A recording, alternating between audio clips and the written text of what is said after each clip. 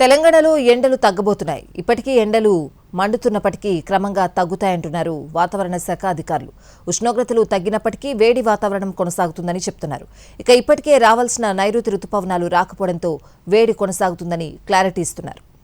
ప్రజలకు వాతావరణ శాఖ చల్లని కబురు చెప్పింది. తెలంగాణలో ఎండల తీవ్రత తగ్గనుంది. నిన్న మొన్నటిదాకా రాష్ట్రంలో ఉష్ణోగ్రతలు గరిష్టంగా 47 డిగ్రీల వరకు నమోదు కాగా ప్రస్తుతం 42 డిగ్రీలకు తగ్గాయి. రాబోయే 5 రోజుల్లో గరిష్ట ఉష్ణోగ్రతలు తగ్గే అవకాశం ఉందని తెలిపింది భారత వాతావరణ శాఖ. అదే సమయంలో రాష్ట్రంలోని పలు జిల్లాల్లో ఉరుములు మెరుపులతో తేలికపాటి నుంచి మోస్తరు వర్షాలు కురిసే అవకాశం ఉందని వివరించింది. ముఖ్యంగా ఉత్తర తెలంగాణ జిల్లాల్లో ఉరుములు ఈదురుగాలులతో కూడిన వర్షాలు పడే అవకాశం ఉందని తెలిపింది.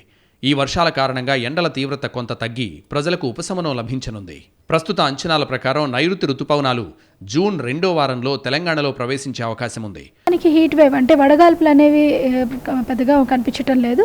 కానీ 40 పైన ఉష్ణోగ్రతలు మాత్రం మనకి ఉత్తర మరియు ఈశాన్య తెలంగాణ జిల్లాల్లో మాత్రం కొనసాగే అవకాశం అయితే కనిపిస్తుంది. 3rd, 4th కానీ మనకి ఆల్మోస్ట్ కేరళలో రుతుపవనాలు తాకే అవకాశం ఉంది. తర్వాత నుంచి 4వ తారీఖు నుంచి కూడా మనకి విండ్ ఇంటెన్సిటీ కూడా పెరుగుతుంది. కాబట్టి ఉష్ణోగ్రతలు పెరిగే సూచనలు ఏమీ కనిపించటం లేదు.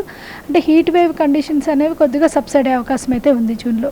సాధారణంగా జూన్ తొలి వారంలోనే రాష్ట్రంలోకి ప్రవేశించే నైరుతి ఎల్నినో కారణంగా కొంత ఆలస్యమైంది. ఈ ఏడాది నైరుతి రుతుపవనాలు మందగించడానికి ప్రధాన కారణం ఎల్నినో ప్రభావమే. అలాగే సముద్ర ఉపరితల ఉష్ణోగ్రతల్లోనూ మార్పులొచ్చాయి. ఎల్నినో పరిస్థితులు అభివృద్ధి చెందుతున్న క్రమంలో దేశవ్యాప్తంగా జూన్ నెలలో సాధారణం కంటే తక్కువ వర్షపాతం నమోదయ్యే అవకాశం ఉంది. తెలంగాణలో వర్షపాతం సాధారణం కంటే తక్కువగా నమోదయ్యే అవకాశం ఉండగా మధ్య తెలంగాణ జిల్లాలలో సాధారణ వర్షాలు కురుస్తాయని అంచనా. జూన్ నుంచి సెప్టెంబర్ వరకు కొనసాగే మాన్సూన్ కాలంలో రాష్ట్ర వ్యాప్తంగా వర్షాల ప్రభావం తక్కువేనని వాతావరణ శాఖ అధికారులు చెప్తున్నారు. ఎండల తీవ్రత క్రమంగా తగ్గుతుండటంతో జనం రిలాక్స్ అవుతున్నారు. మండే ఎండల నుంచి ఇప్పుడిప్పుడే జనం ఉపశమనం పొందుతున్నారు.